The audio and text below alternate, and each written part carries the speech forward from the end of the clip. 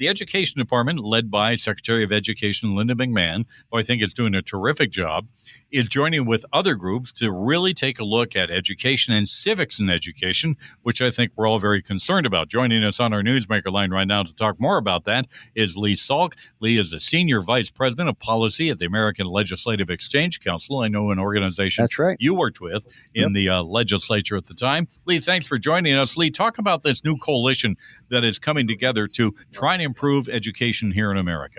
Well, thanks for having me, and greetings from the swamp here in Washington, D.C. But guys, I'm so excited to tell you about this new coalition. It's called the America 250 Civics Education Coalition, and ALEC and 40 other organizations have teamed up with Secretary Linda McMahon to restore civic pride in America as we approach our 250th birthday as a country.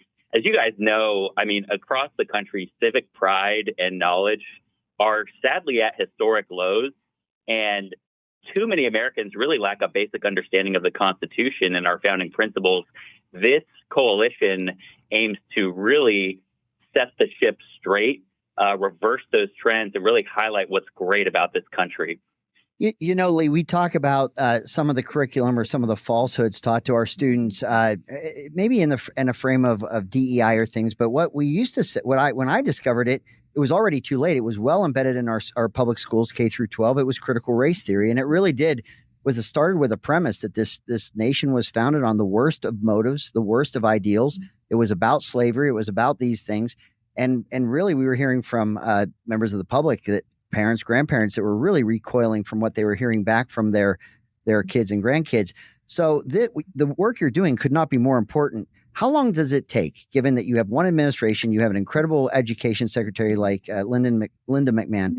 How long for America 2050 to really get inside our schools, get to our curriculum, and really change the hearts and minds of these kids?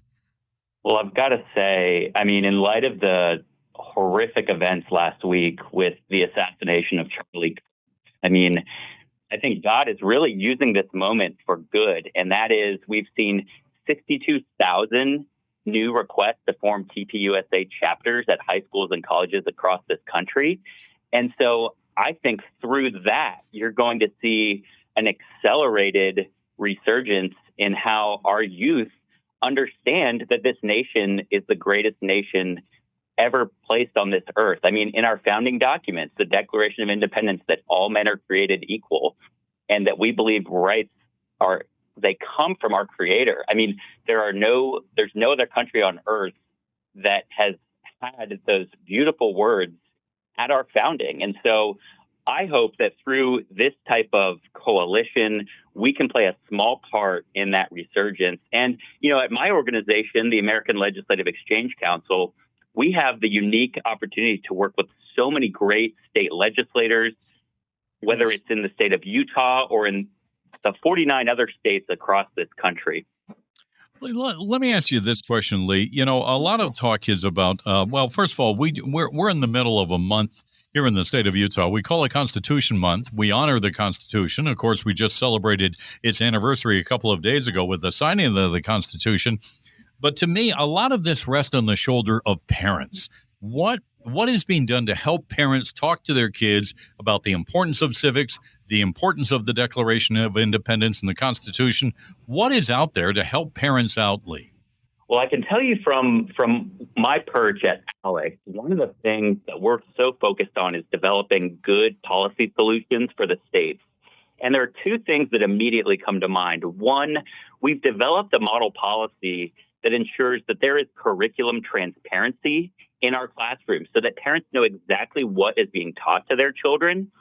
Another piece of that I think is so important is requirements that American civics and history are taught in the classroom. And finally, I would say there's really been an incredible movement to enhance education freedom and school choice options across the country, not only at the state level, where we've seen 18 states adopt these universal education freedom programs, but also there's been incredible leadership in the federal government with Secretary McMahon and President Trump supporting these types of programs to ensure that parents can put their kids in the best school according to their unique needs. And I think part of what parents are looking for are schools that are going to teach about America's founding and our core principles.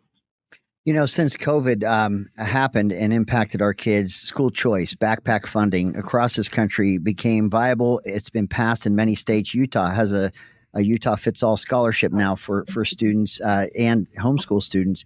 When do we start to see the NAEP scores, the National, the National Academic Education Progress? I don't know the acronym. There's a million of them, but I remember when I was a lawmaker, we stared at those NAEP scores, kind of looking at academic progress amongst kids across the country. When does school choice and that kind of accountability start to register on the way we measure academic progress for kids?